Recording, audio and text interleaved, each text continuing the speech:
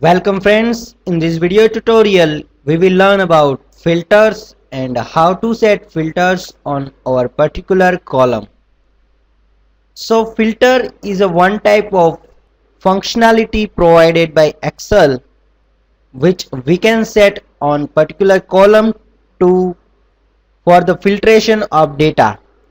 So if I set filter on month, then I can select particular month's data to see. So suppose I have set filter on month and I am selecting only January and February month of that filter, then I will only see data of January and February. So this is the use of filter, and it used for filtering the data in tables. So now let's see how to set filter on particular columns. So I am selecting month column to set filter. Now go to the editing menu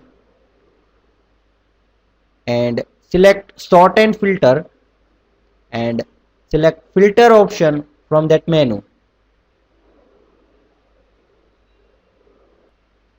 So automatically filtration to each column will be set.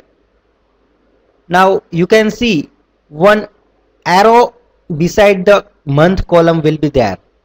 So click on that arrow and one menu will be opened in which you have to select various month available in your data. So I am selecting only January and March and click on OK. So you can see only data of January and March is come.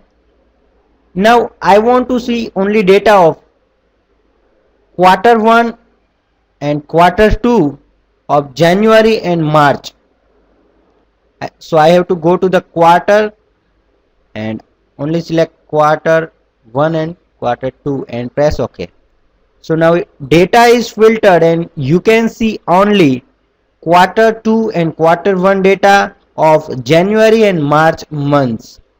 You can also filter it out by year and channel. Suppose you want to only see the data of catering and direct sales of all months. So press OK to all months and select catering and direct sales. So you can see only data of catering and direct sales. So this is how you can filter your data and take reports of data as per your requirements. So this is about filtering data into the Excel. Thank you.